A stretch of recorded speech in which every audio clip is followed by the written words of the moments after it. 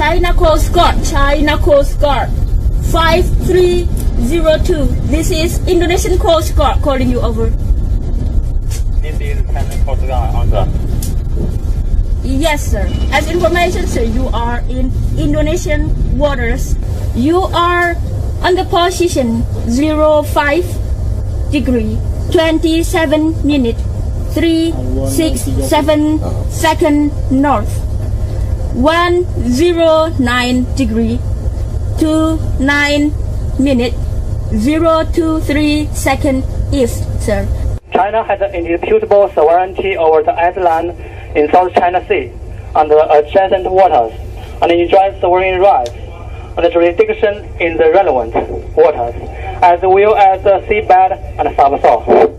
I order you, sir, to leave this territory. I order you to leave this territory.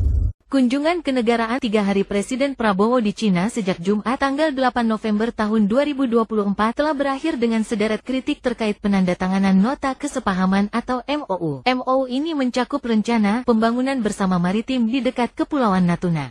MOU yang diteken Prabowo dengan Presiden Cina Xi Jinping tersebut dianggap sebagai kesalahan besar dan berisiko terhadap hak teritorial bukan hanya Indonesia melainkan semua negara lain sesama anggota ASEAN yang memiliki pula teritorial di Laut Cina Selatan.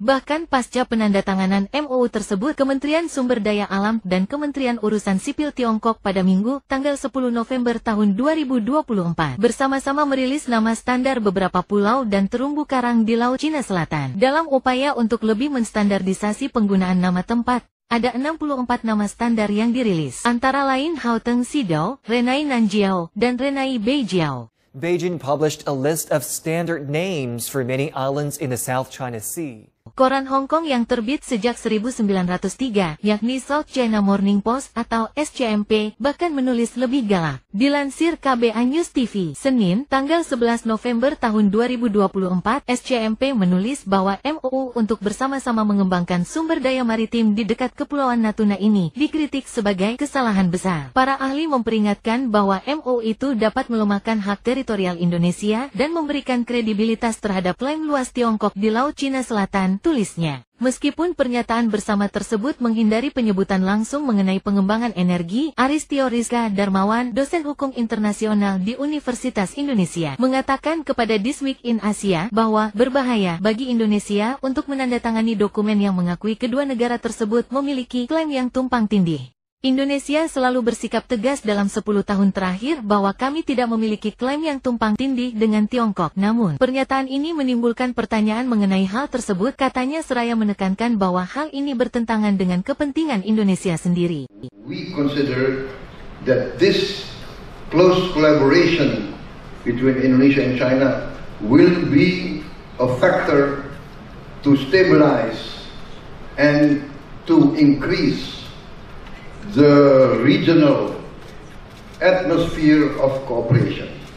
We must give an example that in this modern age, collaboration, not confrontation. Indonesia bukanlah negara pertama yang menerima tawaran kesepakatan minyak dan gas pengembangan bersama dari Tiongkok. Pada November tahun 2018, para pejabat dari Filipina dan Tiongkok menandatangani MOU serupa untuk bersama-sama mengeksplorasi gas dan minyak di wilayah dalam zona ekonomi eksklusif Filipina. Namun, setelah negosiasi selama lebih dari 4 tahun, Menteri Luar Negeri Filipina saat itu, Teodoro Locsin Jr. mengumumkan pada tanggal 22 Juni tahun 2022 bahwa ia menghentikan semua diskusi dan perjanjian awal apapun atas perintah Presiden Filipina saat itu, Rodrigo Duterte. Semuanya sudah berakhir, kata Locsin, seraya menyatakan bahwa kesepakatan itu melanggar konstitusi Filipina yang memberikan hak eksklusif kepada negara untuk mengembangkan sumber daya alam. That is wrong, because those waters are what we consider international sea, and the right of innocent passage is guaranteed. It does not need any permission to sail through the open seas.